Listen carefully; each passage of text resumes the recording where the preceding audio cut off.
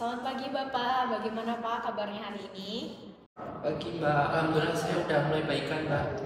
Oh iya, Alhamdulillah. Sebelumnya perkenalkan, nama saya Nesdeni yang akan bertugas pada pagi hari ini yang akan menyampaikan informasi terkait penyakit Bapak gitu ya. Ya Mbak Jenny. Iya, betul Pak. Maka dari itu saya membutuhkan waktu sekitar 15 menit, apakah Bapak bersedia? Baik Mbak, saya bersedia. Oke, sebelumnya saya ingin tanya dulu apa yang Bapak ketahui tentang penyakit Bapak ini?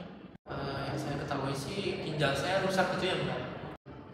Ya benar Pak, itu secara umum benar. Cuman saya bantu jelaskan lagi ya Pak. Jadi gagal ginjal kronis itu istilahnya ginjal Bapak itu sudah tidak berfungsi sebagaimana mestinya. Jadi ginjal Bapak itu tidak bisa mengeluarkan limbah-limbah yang ada di dalam tubuh Bapak gitu. Jadi tanda dan gejalanya itu Bapak kayak sering pusing, sesak napas seperti itu ya Pak. Oh jadi 2 minggu lalu itu saya karena gagal ginjal ya Mbak. Jadi saya kayak pusing, terus kayak kepala saya mau pecah gitu ya Mbak. Iya benar Pak, tapi sebenarnya tanda dan gejala itu bisa dipicu dengan kelelahan juga seperti itu Pak. Lalu bagaimana ya Mbak?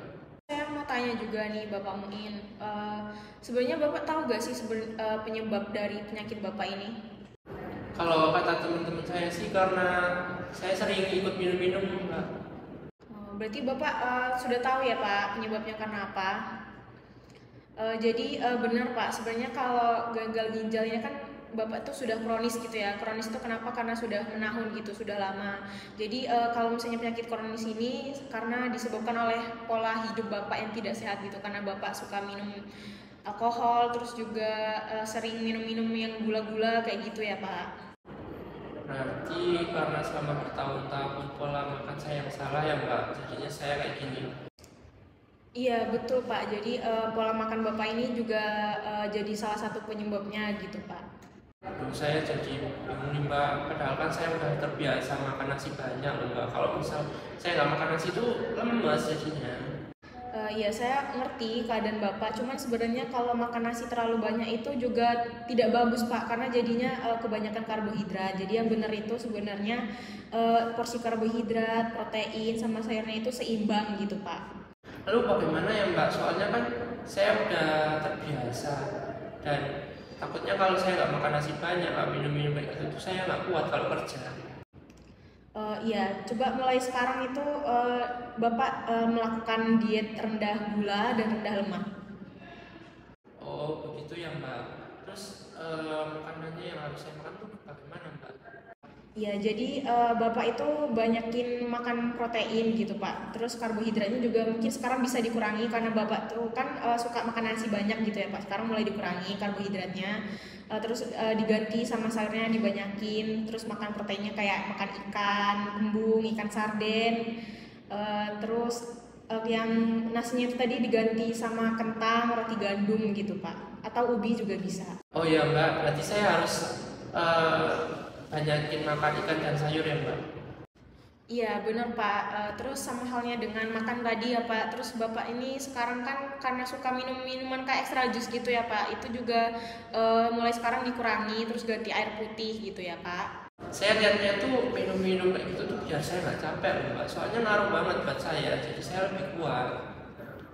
Terus kenapa harus dibatasi Mbak?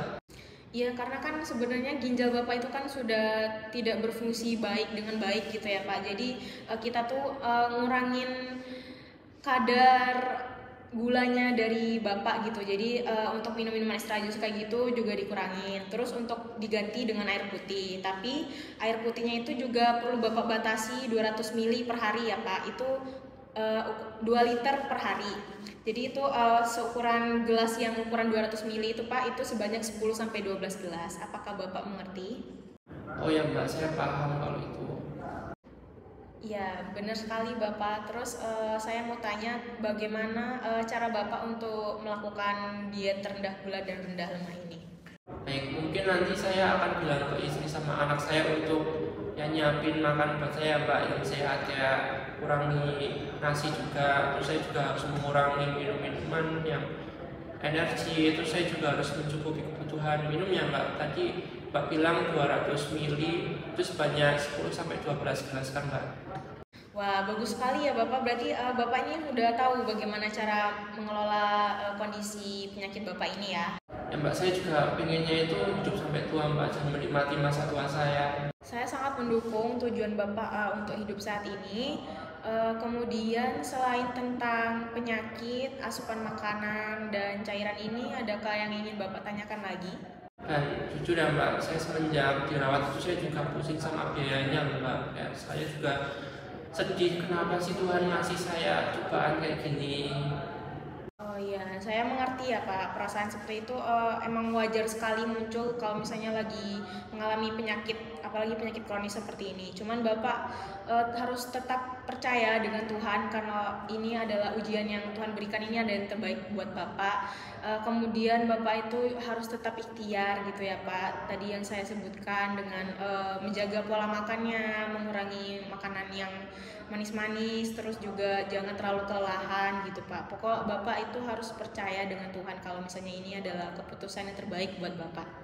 Ya Mbak, saya juga menyadari bahwa saya itu juga harus terus semangat untuk ya anak-anak saya dan istri saya juga masih butuh saya kan Mbak.